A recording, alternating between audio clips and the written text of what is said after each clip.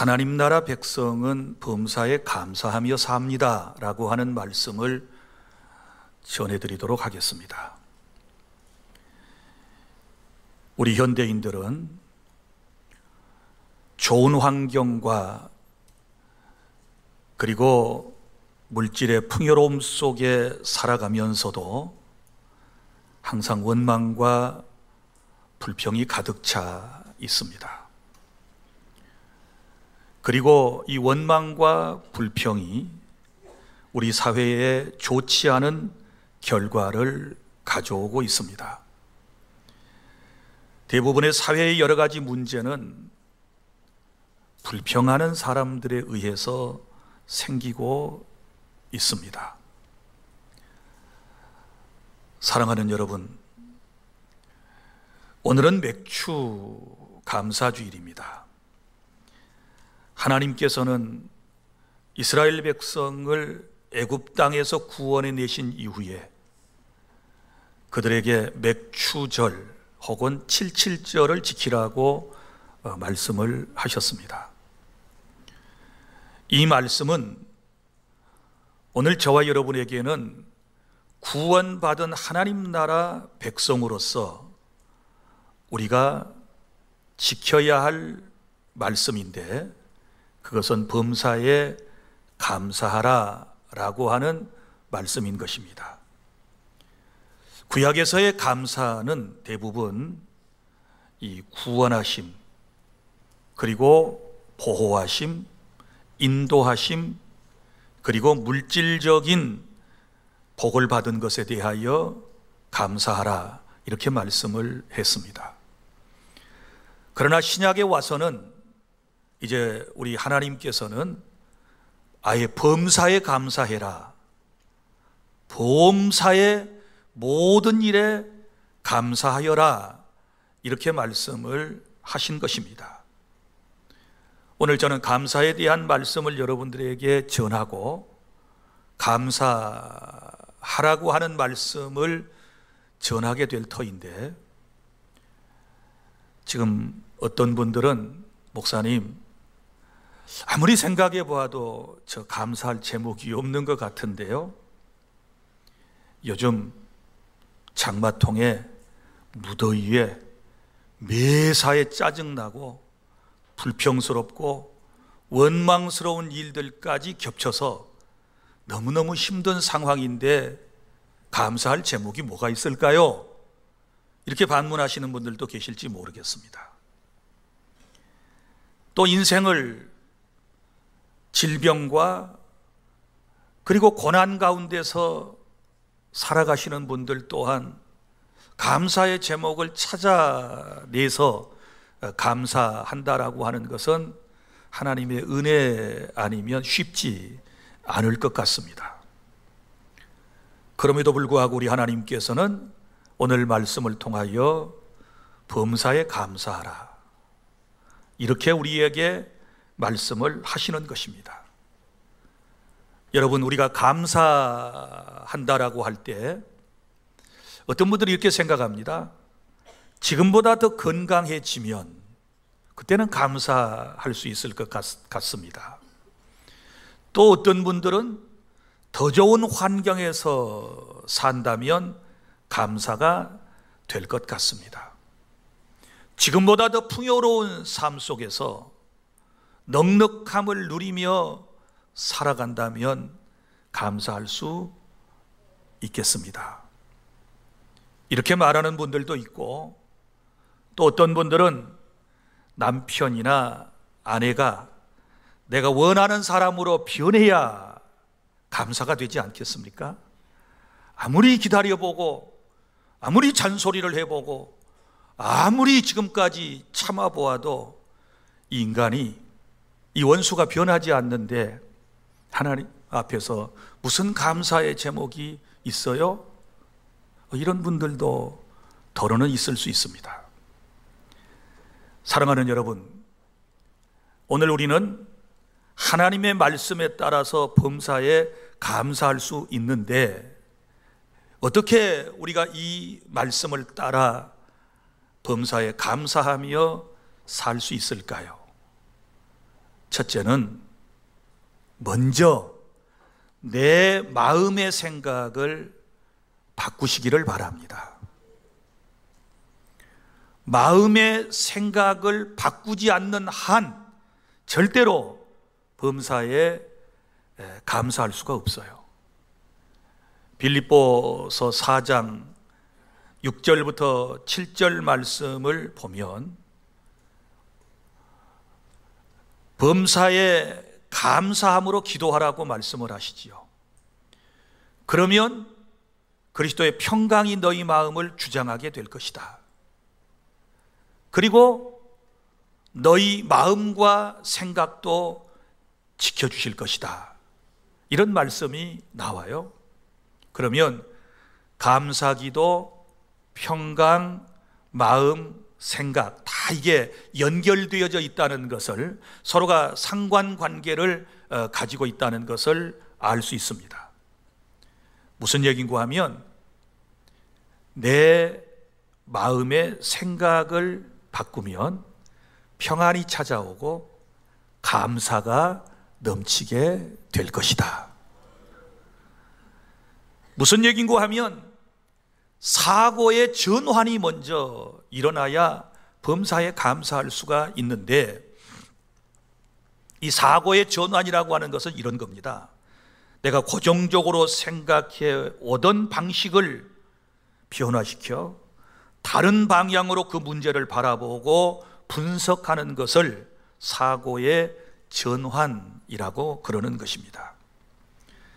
오늘 저와 여러분이 예배하는 시간, 하나님의 말씀을 들을 때 성령의 강력하신 역사하심을 통해 감동을 받고 고정관념과 편견과 그리고 부정적인 생각을 고치고 주님께서 원하시는 그런 마음으로 변화될 때 우리는 범사에 감사할 수 있는 줄 믿습니다.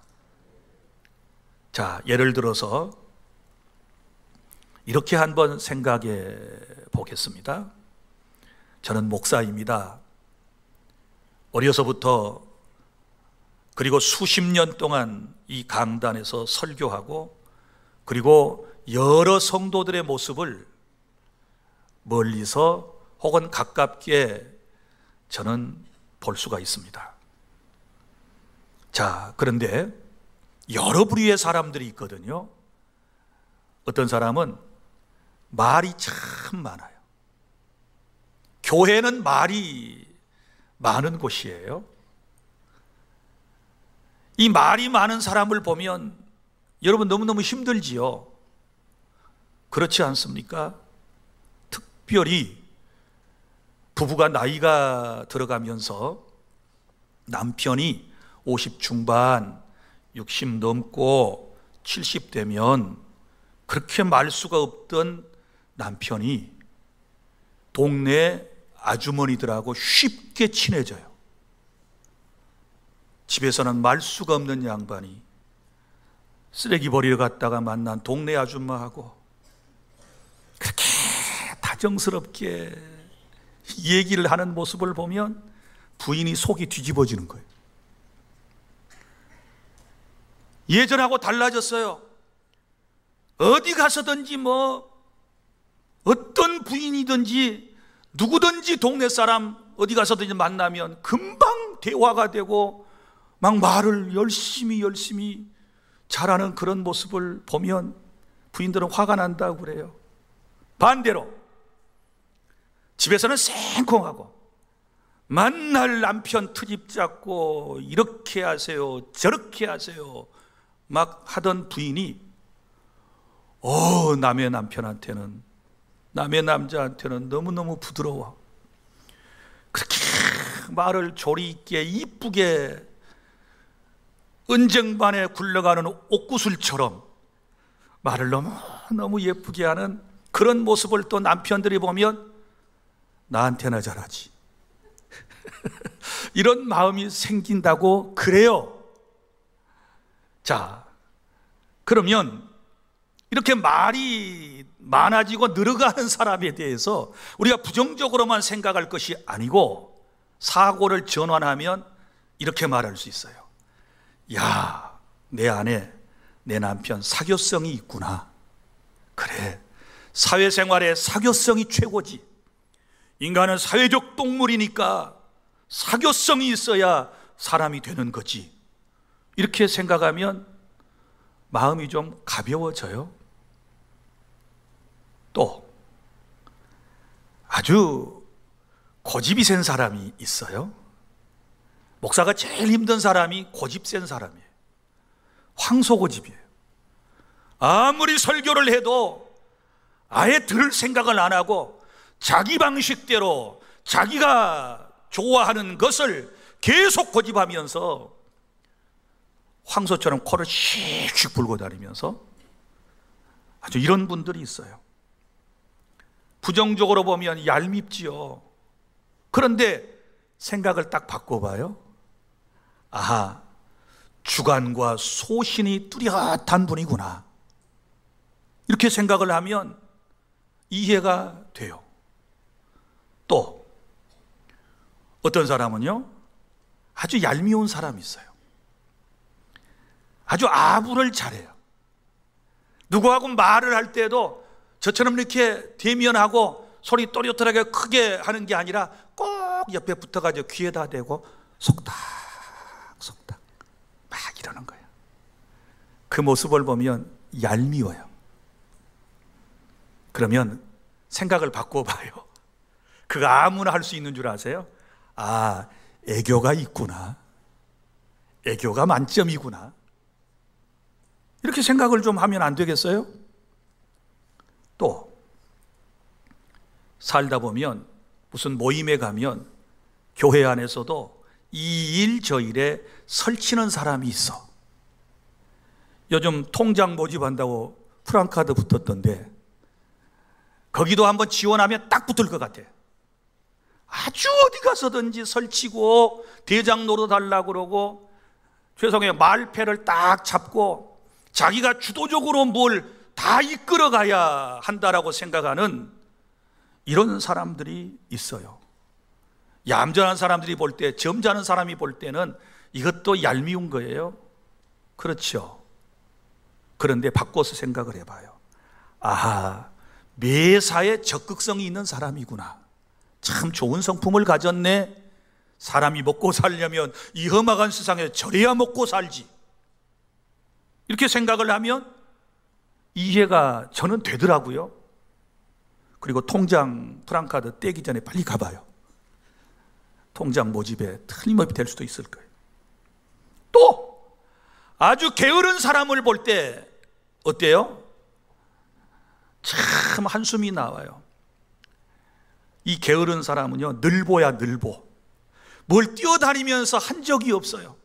제 시간에 제 때에 일을 마친 적이 없어. 항상 밀치고 또 밀치고 또 밀치고 10일 전에 할 걸 아직도 안 했어. 그리고 물어보면 하고 있다고 그러는데 하기를 뭘 해? 손도 안 댔는데. 이런 늘보 같은 사람이 있어요. 금방 무슨 말을 하면 반응하지 않고 아주 굼뜨는 사람을 보면 막 속이 호닥호닥한 사람 막 속에서 불이 나는 거예요. 그러면 이런 사람 어떻게 보면 될까요? 아하, 여유 있고 침착한 사람이지. 그러니까 저 사람한테 일을 맡기면 늦기는 해도 사고는 안 나. 이렇게 생각을 하면 그 사람이 또 이해가 돼요. 그런데 또 이런 사람도 있어요. 아주 신경질적인 사람이 있어요. 까칠해. 뭔 말을 못 붙여요. 집에서 하던 습관을 교회에 와서도 교회 사람들은 히프거든. 조금 다 은혜가 있으니까. 그럼 말도 막 함부로 툭툭 하고 무슨 말하면 신경질적이고 까칠한 사람을 보면요, 막 저는 목사이니까 제 마음이 움찔움찔해요. 그런데요, 이러한 사람 이렇게 보거든. 야, 샤프한 사람 멋져. 사람이 이렇게 까칠한 것도 있어야 남이 함부로 못하지. 이렇게 생각을 바꾸니까 또 이해가 되더라고요. 저한테 그러지 마세요. 또 어떤 사람은요, 잘 알지도 못하면서 이김질을 잘해. 아주 막 덤벼드는 거예요. 덤벼들어. 무슨 일이든지 양보가 없어요. 아주 이런 분들을 만나면요, 꼭 황소를, 콧불소를 만난 것 같아요. 그러면 이런 사람을 어떻게 이해하면 좋을까요? 터프가이, 터프해. 큰일은 저런 사람이 하는 거야. 이렇게 생각을 하면 어때요? 이해가 될 수도 있고 그 사람에 대하여 감사도 할 수 있다라고 하는 것을 저는 깨닫게 돼요. 사랑하는 여러분, 사람의 평가는 동전의 양면과도 같은 거예요. 자, 다시 말합니다. 내 남편이 막 동네 가서 동네 아줌마들하고 말 잘하는 건 나는 죽어도 싫어. 그런데 동네 아줌마들은 다 좋대. 그래요, 안 그래요? 저렇게 세상에 좋은 남자가 어디 있냐고 이런다는 거. 그러니까 양면성이 있는 거예요. 나는 싫지만 상대방은 좋아할 수도 있고, 나는 원하지 않지만 상대방은 또 원할 수 있는 거예요. 그러니까 그 사람이 어느 면을 보느냐에 따라 그 사람이 다르게 보이는 겁니다. 그러므로 범사에 감사하려면 타인의 장점과 강점을 보고, 그리고 감사하는 마음을 서로 가져야 될 줄로 믿으시기를 바랍니다. 사랑하는 여러분, 우리는 하나님 나라 백성의 사람들입니다. 그러니까 우리의 마음과 생각을 반드시 바꿔야 하는 것입니다. 쉬워요. 그런데 사람들은 마음 하나만 바꾸면 될 것을 자기 마음은 안 바꾸고, 만날 가구 바꾸고, 차 바꾸고, 다 바꾸는 거예요. 다 바꿔. 비싼 돈 들여서 다 바꿔봐요. 그런데 자기 마음, 생각 바꾸지 않는 한 감사한 마음이나 행복한 마음은 있을 수 없다. 이것이 현대인들의 모습이에요. 풍요로움 속에서 불평하며 살아가는 인생들의 모습은 마음을 바꾸지 않았고 다른 외적인 어떤 것만 바꾸려고 했기 때문에 일어난 일들이었다. 여러분, 이런 걸 인터넷에 요즘 많이 돌아요. 10대 자녀가 반항하면 그건 아이가 거리에서 방황치 않고 집에 있다는 것이고, 맞지요? 지금 내 앞에 있잖아, 반항하고. 내 앞에 없으면 그 녀석은 지금 가출한 거예요. 그것도 감사할 일이고. 자, 지불해야 할 세금 고지서가 날라왔다면 투덜거릴 일이 아니고, 그건 내게 직업과 직장과 소득이 있다는 것이고, 또 잔치나 파티를 하고 나서 치워야 할 게 너무 많다면 그건 친구들과 즐거운 시간을 함께 보내며 맛있는 음식을 드셨다는 뜻이고, 자, 옷을 입으려고 옷장에서 옷을 꺼냈는데 옷이 몸에 좀 낀다면 투덜거리지 말고, 그것은 내가 그동안 잘 먹고 잘 살았구나, 그리고 감사해야 하는 것이고, 깎아야 할 잔디가 있고 뽑아야 할 잡초가 마당에 있고 닦아야 할 유리창이 있고 고쳐야 할 하수구가 있다면 그것은 나에게 집이 있다는 것이고, 정부에 대한 불평과 불만의 소리가 내 귀에 많이 들리면, 아, 우리나라 좋은 나라, 언론의 자유가 있는 나라, 정부에 대해서, 최고 통치자에 대해서 막 욕하고 비방했는데 아무렇지도 않잖아요. 그 이북 가서 한번 해봐요. 벌써 어디로 사라졌을 것 같은데요. 그런데 이 나라에서는 아무리 뭐 윤땡땡, 문땡땡, 뭐 박땡땡 뭐 하고 막 대통령들을 전직 현직 욕을 막 다 해대도 누가 안 잡아가. 심지어 유튜브를 막 들고 다니면서, 카메라를 들고 다니면서 막 욕하는 사람을 봤어요. 그래도 안 잡아가더라고요. 좋은 나라예요. 언론의 자유가 있다는 것이고, 또 주차장 맨 끝에 먼 곳에 겨우 차댈 자리 하나 있어서 그곳에 차를 댈 수 있다면 그건 내가 걸을 수 있는 다리가 있다는 것이고 내게 차가 있다는 것이니 감사해야 돼요. 또 여름철에 전기요금이 너무 많이 나왔어. 또 겨울철에 전기요금이 너무 많이 나왔어요.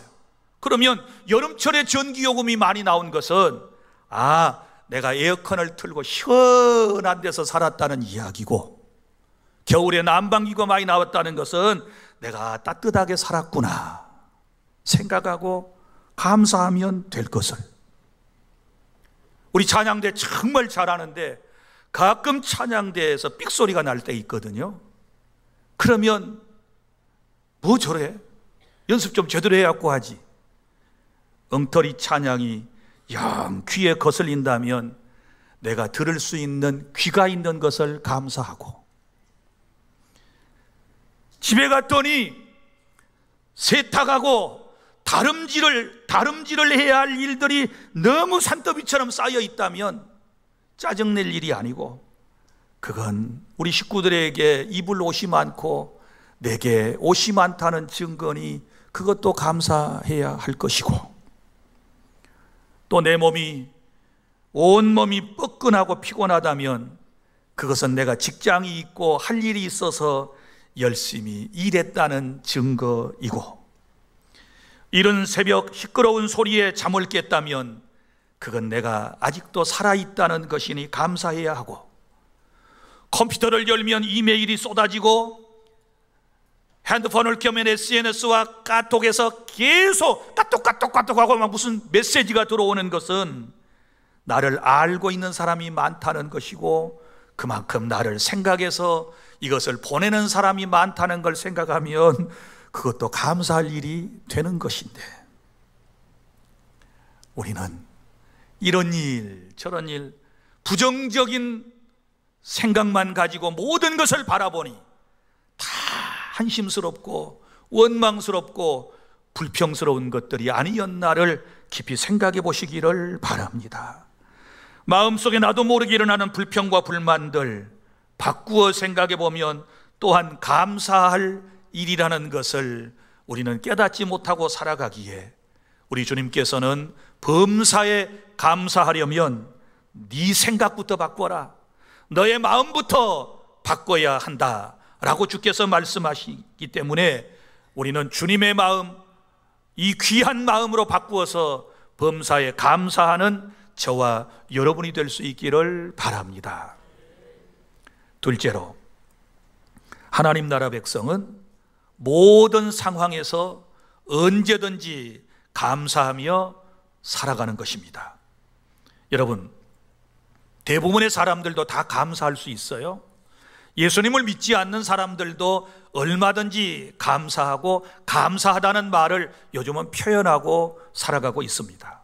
그런데 보세요, 일반적인 감사, 보통 사람들은 편안할 때 좋은 환경에서 대부분 감사하지 않습니까? 그래서 기도 응답 받으면 감사하다고 그러고, 죽을 병에 걸렸다가 고침받으면 감사하다고 그러고, 문제가 해결되면 감사하고, 사업이 번창하고 또 시험에 합격하고 그리고 직장에서 승진하게 되면 감사하는 것은 누구나 할 수 있습니다. 이런 감사를 결과론적 감사, 그리고 상식적인 감사, 보편적인 감사라고 말하는 것입니다. 그러나 하나님 나라의 백성의 감사는 이것과 차원이 다른 감사여야 한다는 것을 우리에게 지금 말씀을 하고 있는데, 하나님 나라 백성은 믿음으로 감사하는 것입니다.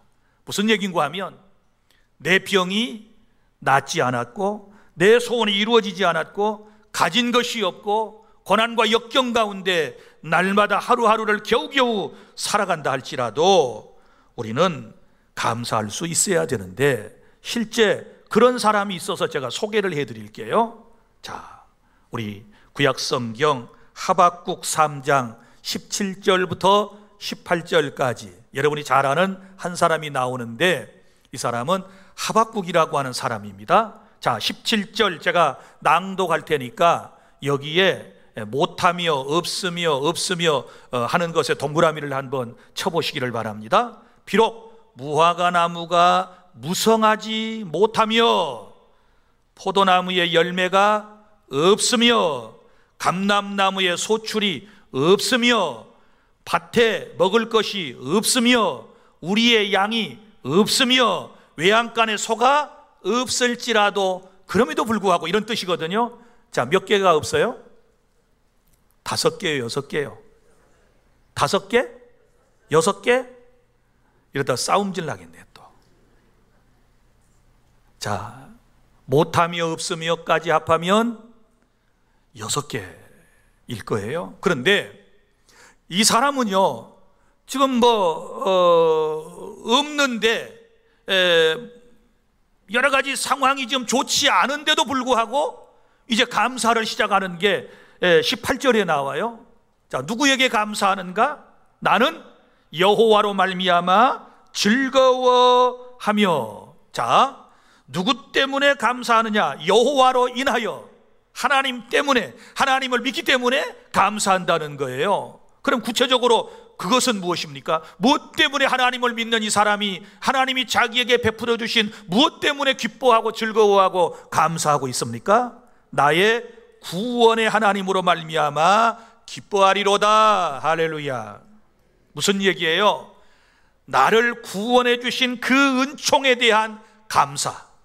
다른 것 다 없어도, 다른 것 다 부족해도, 모든 것이 내 뜻대로 이루어지지 않았어도 감사할 수 있는 것은 바로 자기가 구원받은 사실 때문이에요.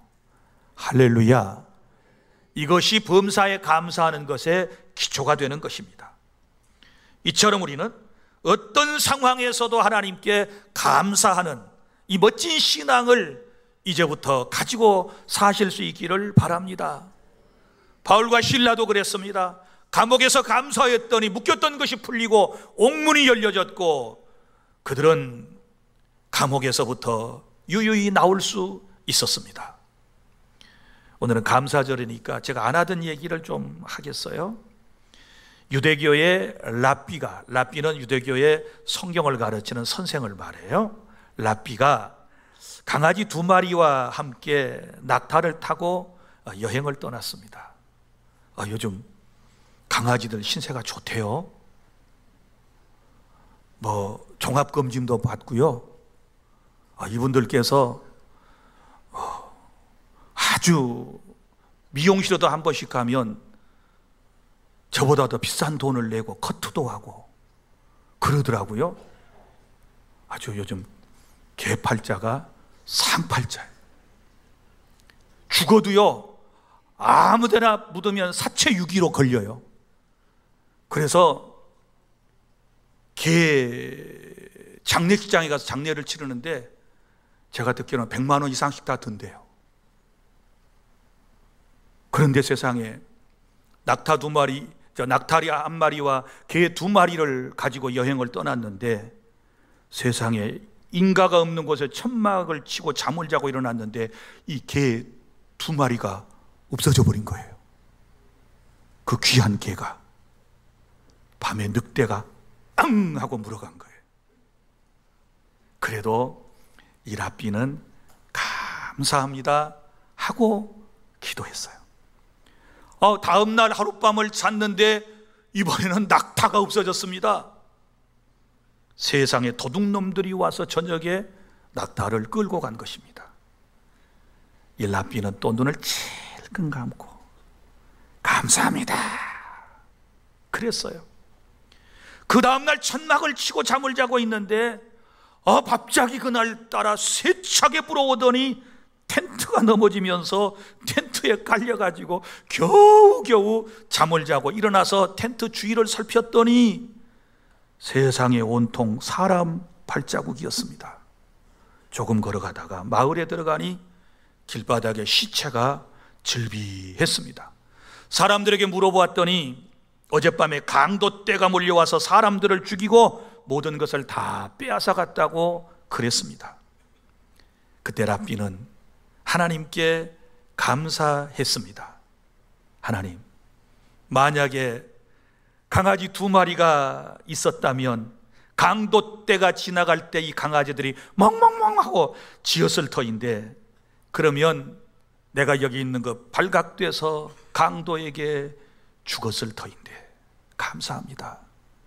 만약에 낙타가 있었다면 덩치가 크기 때문에 쉽게 발견되었을 거고 내가 강도를 만나서 해를 입었을 터인데 낙타가 없어졌으니 감사를 드리고, 하나님, 바람이 불지 않았다면 텐트가 그대로 보여서 가진 것 다 빼앗기고 죽었을 터인데 생각해 보니 강아지 2마리 없어진 것도, 낙타 1마리 없어진 것도, 텐트가 무너진 것도 다 은혜입니다. 감사합니다. 감사합니다. 감사합니다. 그랬대요. 이해가 되시는가요? 성도 여러분, 모든 상황에서 언제든지 감사하면 반드시 좋은 일이 있다는 사실을 믿으시기를 바랍니다. 어떤 상황이 지금 내게 다가왔다 할지라도, 내 지금 당하는 고통이 너무너무 힘들다 할지라도, 위기의 순간을 맞고 있을지라도 범사에 감사라고 하는 하나님의 말씀에 따라 감사합니다, 감사합니다, 감사합니다 고백하게 되면 하나님께서 그 소리를 들으시고 우리의 삶을 역전시켜 주실 줄 믿습니다. 셋째, 마지막, 하나님의 뜻을 믿으시기를 바랍니다. 범사에 감사하는 것은 하나님의 뜻이라고 말씀했습니다. 여러 상황에서 원망과 불평을 늘어놓는 것은 하나님의 뜻이 아닌 것이지요. 그것은 사탄의 뜻입니다. 하나님의 뜻은 범사에 감사하는 것이고, 하나님의 뜻은 하나님의 계획하심, 하나님의 주권적인 의지를 말씀을 하는 것입니다. 로마서 8장 28절, 하나님을 사랑하는 자 곧 그 뜻대로 부르심을 입은 자들에게는 모든 것이 합력하여 선을 이루느니라. 아멘. 모든 것이 합력하여 선을 이룰 줄 믿고 범사에 감사하라는 주님의 말씀인 줄로 믿으시기를 바랍니다. 요셉이라고 하는 사람이 그랬습니다. 그는 선하신 하나님의 계획을 믿고 산 사람입니다. 형들에 의해서 노예로 팔려갔고 보디발 아내로 말미암아 억울한 옥살이를 하고 그는 우여곡절 속에 애굽의 총리가 되었습니다. 창세기 50장에 보면 요셉을 팔았던 형들이 가나안 땅에 흉년이 들어 애굽의 양식을 사러 왔습니다. 요셉은 형들에게 얼마든지 보복할 수 있었고 그들의 목을 칠 수도 있었지만 창세기 50장 20절에 이렇게 말합니다. 당신들은 나를 헤아리려 하였으나 하나님은 그것을 선으로 바꾸사 오늘과 같이 많은 백성의 생명을 구원하게 하시려 하셨으니 당신들은 두려워 마소서. 이렇게 말했거든요. 보세요. 요셉은 하나님의 뜻을 믿는 사람이었기 때문에, 하나님의 선하신 계획을 믿는 사람이었기 때문에 어떤 환경에서도 원망하지 않고 불평하지 아니하고 그는 믿음으로 살았다는 사실을 믿으시기를 바랍니다. 요셉과 같은 이런 믿음을 가진 사람이 범사에 감사하며 어떤 환경이나 처지에서도 그것을 이겨내며 감사로 승리할 수 있는 줄 믿으시기를 바랍니다. 그러니까 하나님은 고통의 순간도 선으로 바꾸시고 하나님의 뜻을 이루시는 것입니다. 하나님께서는 감사하는 사람을 통해서 하나님의 영원하신 계획을 오늘 또 이루어 가신다는 사실을 기억하고, 여러분, 내가 이 상황에서도 감사하는 것이 하나님의 뜻이다 믿고 고백하며 감사하실 수 있기를 바랍니다. 오늘 이 일 후에, 이 사건 이후에 여호와 이레의 하나님은 더 좋은 것을 예비하셨고 더 아름다운 것들로 내게 복을 주실 것이며 내 인생을 하나님의 뜻대로 이끌어 가시며 영광을 받으실 그것을 생각하며 지금 상황이 이해가 안 돼도, 지금 마음이 아파도, 지금 질고로 고통을 당해도, 지금 모든 것이 앞길이 깜깜하다 할지라도, 여러분, 엄청난 태풍과 같은 그런 삶이 내 앞에 펼쳐져 있다 할지라도 원망하지 말고 투덜거리지 말고 감사하면 하나님께서는 이것을 선으로 바꾸사 하나님의 거룩하신 뜻을 이루어 주실 줄 믿습니다. 여러분들이 여기까지 잘 오셨어요. 이 믿음으로 여러분이 지금까지 이 세상을 버텨오고 있는 줄로 믿습니다. 그래, 조금만 참으면 좋은 일이 올 거야. 감사해야지. 좀 있으면 내 상황도 변화될 거야.